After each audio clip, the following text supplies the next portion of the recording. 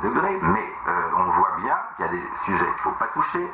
J'ai vu de nombreuses planches qui étaient très hostiles à l'islam, très hostiles aux musulmans en loge.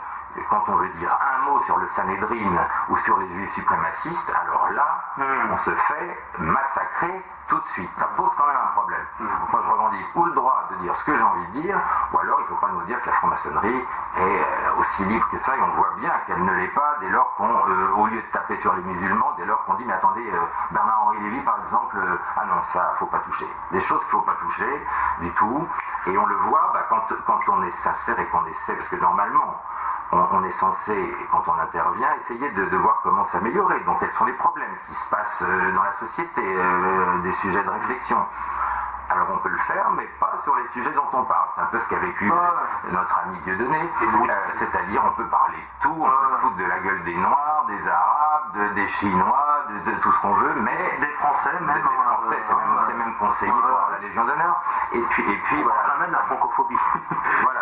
De la christianophobie. On en parle le moindre, tu vois, c'est pas le sujet à la main. Et là c'est devenu insupportable. Voilà, donc, et puis, bon voilà, je suis pas un ultranationaliste, mais je suis français, j'ai pas envie de devenir israélien, déjà, pour commencer, et j'ai envie de garder ma liberté d'être, et qu'on voyage un peu dans d'autres loges, dans d'autres obédiences, et puis quand on voit les gens qui viennent faire ce qu'on appelle des tenues blanches. Alors les tenues blanches, c'est quand une personnalité vient faire pour les frères une conférence, mais uniquement pour les frères, que la personne soit maçonne ou maçon ou pas. Bon.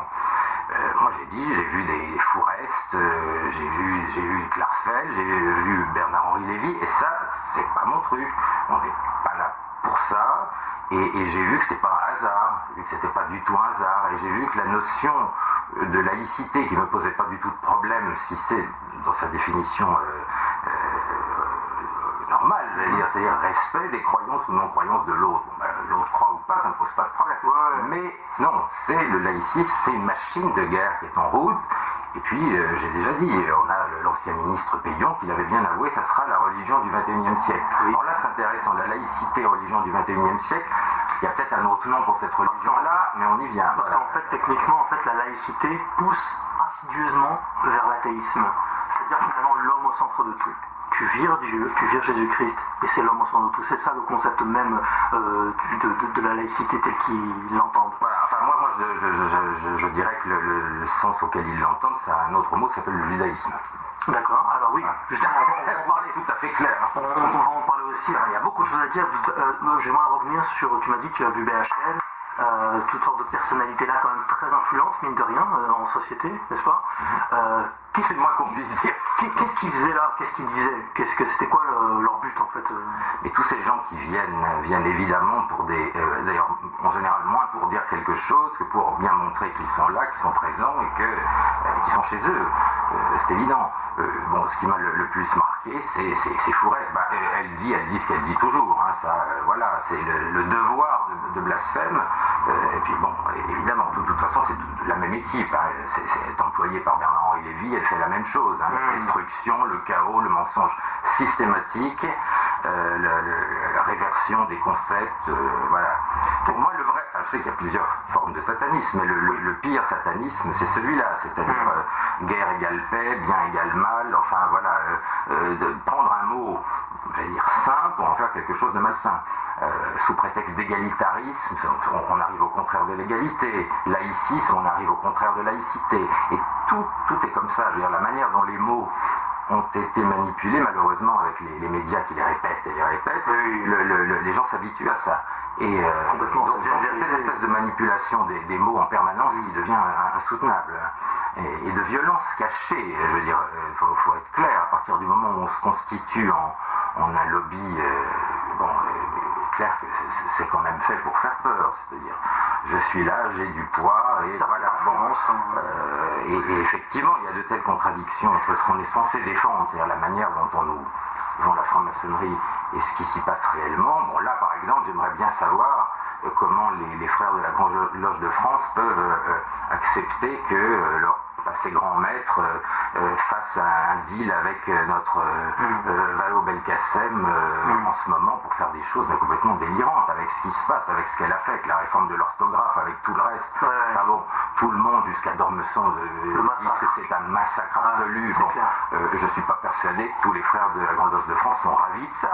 Ben, ça se passe comme ça quand même, donc c'est ça le problème. Alors moi j'ai pas la personnalité pour voir ça et puis dire oh bah tant pis je reste, mais je sais qu'il y en a qui sont sans doute furieux, mais la question c'est de savoir alors pourquoi ils restent et surtout alors qui décide de ce genre de choses. On demande des mots, le bien c'est le mal, le chaos c'est bien, voilà, la guerre sans l'aimer, comme dit Monsieur Lévy, qui d'ailleurs pour ceux que ça intéresse, parce qu'il y a, bon, je pense que quand même la plupart des gens qui nous écoutent savent qui est ce mec-là, mais savoir la plupart ne savent pas ce que tu es en train de dire. Mais justement, ça, il faut savoir quand même ce que ce type fait depuis 40 ans. Il n'y a pas une personne aussi nuisible dans ce pays que Bernard-Henri Lévy, il faut le dire, et qui essaie de se faire passer pour un saint, mais qui écrit dans ses livres l'intelligence c'est Satan. Hein, ça, il écrit, il en est très fier. D'ailleurs, lui se considère, d'ailleurs, je pense qu'il m'entendait, il serait très fier d'ailleurs de ce que je dis. En fait, c'est-à-dire quand je dis le Satan, c'est Bernard-Henri Lévy au sens, voilà, il serait très heureux de ça sans doute, parce qu'il se revendique ça. On l'a vu dans un reportage. Hein, voilà, mais il a dit, il a écrit, c'est pas seulement ce qu'il a, il a écrit dans ses livres. Donc si tu veux, c'est ça. Et en fait, c'est quelqu'un qui joue d'ailleurs assez intelligemment de la bêtise des gens et de leur faiblesse vis-à-vis effectivement de quelqu'un qui présente un peu de charisme et puis surtout qui a beaucoup de pouvoir et qui fait peur autour de lui et qui continue à nous mener vers le chaos et à se faire applaudir. Voilà, le propre d'être juif, c'est d'attendre le Messie, c'est-à-dire de ne pas avoir reconnu Jésus comme le Messie et d'attendre toujours le Messie. Ça, c'est être réellement juif. Mais si, en tant qu'adorateur de Satan, il ne peut pas être juif, réellement juif. Oui, enfin là, disons qu'il fait partie de ces suprémacistes qui dépassent le cadre du judaïsme classique, effectivement. Il n'y a pas un rapport, moi je suis très ami avec certains juifs qui ne sont pas du tout comme ça, Dieu merci, mais malheureusement, ce qu'on a aujourd'hui, ce ne sont que des gens de ce clan-là. C'est-à-dire de cette tribu-là. On entend Finkielkraut, on entend Bernard-Henri Lévy, on entend Attali, on n'entend pas beaucoup les autres ou des juifs du quotidien qui n'ont rien à faire de ça. Et voilà, donc ils s'approprient la parole d'une communauté, d'une religion, d'un peuple, enfin on ne sait plus, bon, bref, de gens qui ne lui ont rien demandé.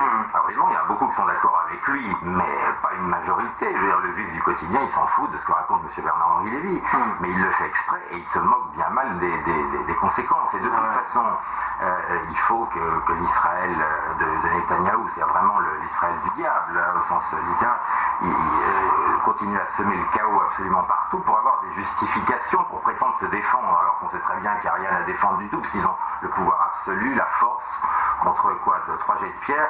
Donc il faut bien toujours continuer à entretenir ça pour pouvoir mentir et pour pouvoir toujours créer un ennemi pour mieux pouvoir se diffuser dans le monde entier. Moi, je dis qu'on est les prochains Palestiniens et c'est très clair et c'est sérieux. Je sais que c'est vrai, si on ne réagit pas, on est les prochains Palestiniens dans notre pays.